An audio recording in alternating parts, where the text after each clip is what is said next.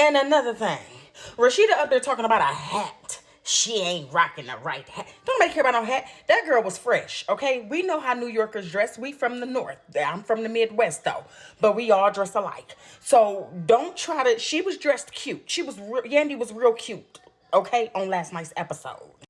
Rasheedah was cute, too. But Rasheedah, I've been watching you on these episodes, and you ain't been clothing the way you used to. So you finally talking about her stuff, like, as if you ain't been running around here dressing like a boy. And everybody talking about they talking about each other's husbands. No, Yandy proving a point.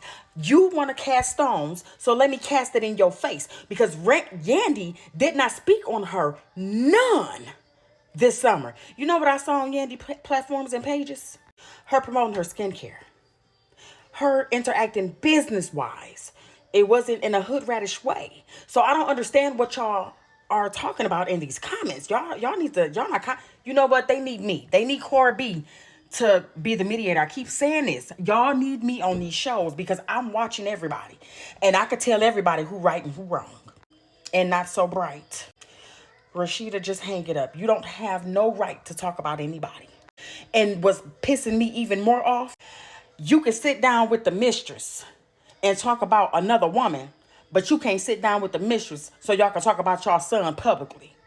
You did say that y'all went to the Bahamas and she stayed at the house with y'all in the Bahamas.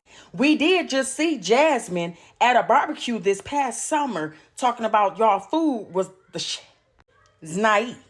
Again, we did see Kirk ask you, his wife, for a DNA test. We saw that. We saw him with Jasmine in the jacuzzi, spending the night out, and you allowed it. And you stuck beside your man, and that is okay. But like you said, what business is it of anybody else's? And that's Yandy's point. The point is, why is you talking? Why? Why are you talking about me? And I've said nothing wrong to you or about you. I was literally your friend. And Rasheedah, you literally showed your ass and listened to all of these people.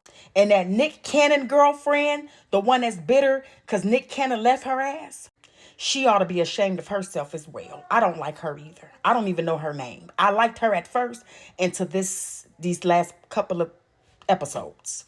Everybody in Yandy and Mandisi's business. But one thing I can say Mandisi never did was publicly humiliated Yandy.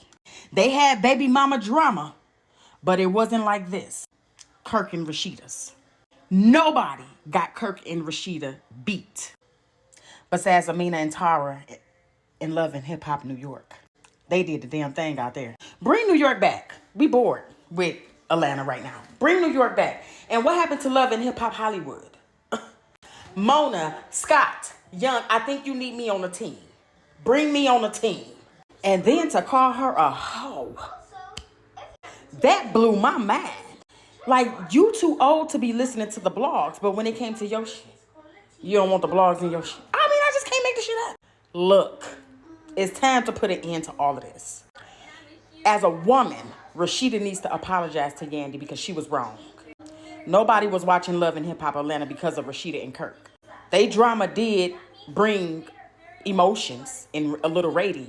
But again, it was because of Stevie J, Jocelyn, and Mimi. That's when Love and Hip Hop blew up. I mean, boom. They had some real stars on their teams.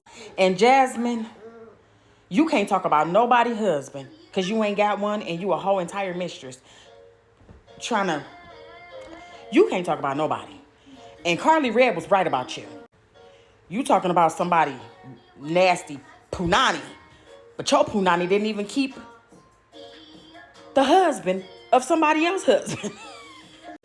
Mona Scott, call me. I'm waiting on you. You need me on your team.